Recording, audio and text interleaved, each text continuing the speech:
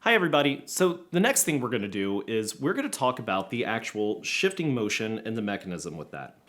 So just a couple of reminders and to review some of the things we've talked about. We always want to make sure that our thumb and our first finger travel with each other. And remember that sometimes we refer to that first finger as our guide finger or our anchor finger. Sometimes it serves two purposes, to help guide us and anchor us into position.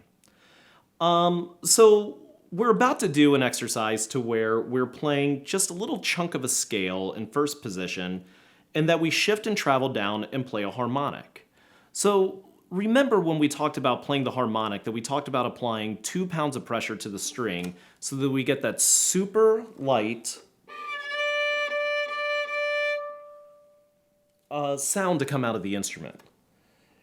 When we're in first position though, we can't quite do that, or as we know, we're not going to get as good a sound. So let's make sure that when we're in first position that we're applying, let's say 10 pounds of pressure.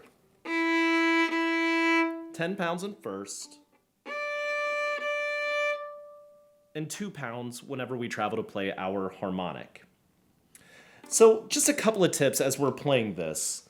When we release and travel, we still want to keep our thumb and first finger traveling together. We don't want to see any of this. We don't want to see any pizza hands or anything that's flat. We want to make sure that we're able to get up and around the instrument. So in general, we're seeing this motion. And when we go back to first position, let's make sure that we're reestablishing our finger pattern as we travel back.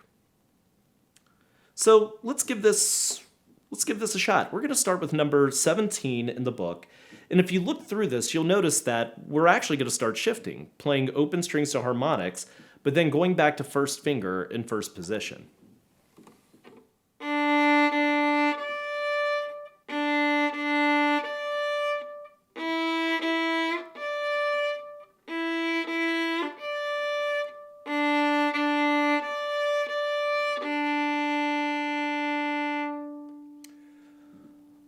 As reminders, we do all of these, that we want to be relaxed in the release, in the travel, and in the establishment, even when we're applying 10 pounds of pressure.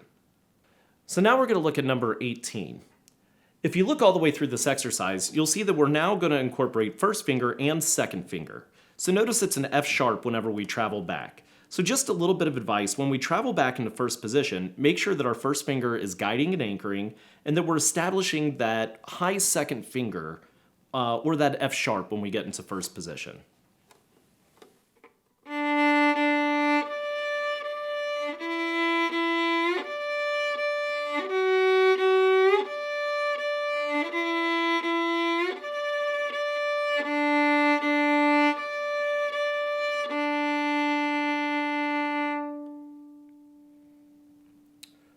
Okay, and if we go on and we look at numbers 19 and 20, you'll see that it's really the same stuff, but it's just kind of on your A string at this point.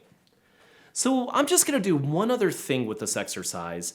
We're going to add a third finger to this. It's not in the book, but let's experiment with this because it'll help us as we go on to our next exercises.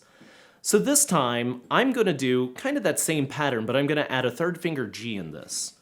And I want you to just think about that. What is that finger pattern if we have F sharp and G? Just as a reminder to those earlier exercises. I'm sure you're all shouting at home, 2, 3. And if you are, you're correct. So let's just see what that feels like to travel, guide, establish our anchor finger and guide finger, and then establish that finger pattern. I always think about this when I'm shifting, which is basically, where does my first finger go and what is my finger pattern?